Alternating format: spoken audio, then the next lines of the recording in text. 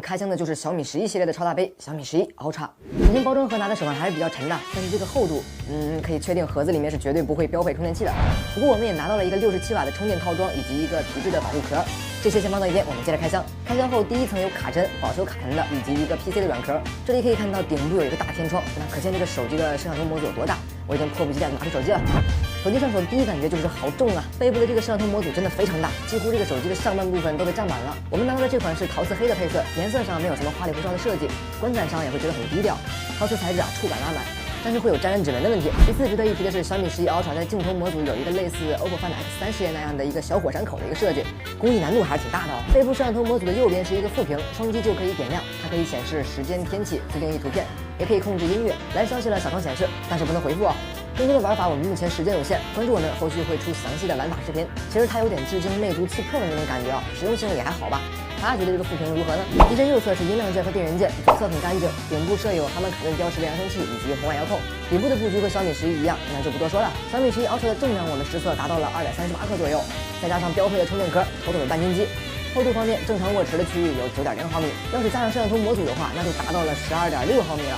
整个摄像头模组占了3.6毫米，观感上还是可以很明显的感觉到突出的，甚至小米还把背部的 Mac 设计在了摄像头侧面，真的是空间管理大师啊！接下来我们来看看手机的正面，正面小米11 Ultra 采用了一块E4材质的微曲面打孔屏。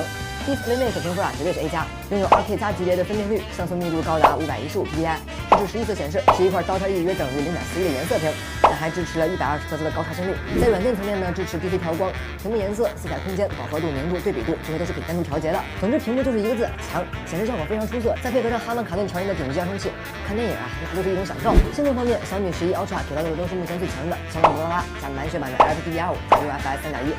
就不再过多介绍了。最新的安卓跑分可以达到82万加的成绩，王者超高帧率、吃鸡最强画质都可以稳定流畅的运行，并且小米11 Ultra 还用上了固液气3态的立体散热系统。小米11吃的散热亏，这次算是补上了。相机这次别看只有3摄，但是镜头尺寸真的是一个比一个大，绝对没有一个凑数了。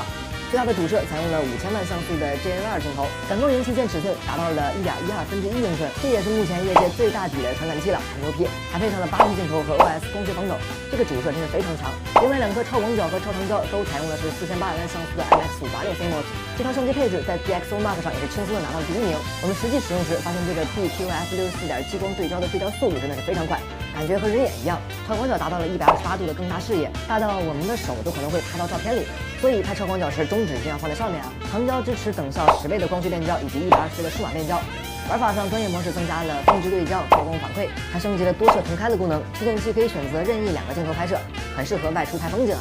续航方面，小米11 Ultra 搭载了一块5000毫安时的新型硅负极电池。充电方面给到了有线、无线双67瓦的快充，无线充电能给到67瓦，属实牛逼，35分钟就可以充满全部电量。那小米11 Ultra 的续航表现，因为时间有限，我们还没来得及测试。后续我们会对续航表现、充电温度等等做一个具体的测试，大家关注一下。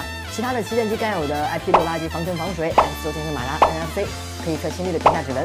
WiFi 6增强版小米11 Ultra 也全都有。可以说这次小米11 Ultra 真的是把料推得满满当当的，还是那种一点水分都掺不进去的那种。要说缺点呢，就只有沉甸甸的手感了。不过看着它有顶级屏幕、顶级相机、顶级性能、顶级体验，安卓顶级系统的份上，还是非常值得入手的。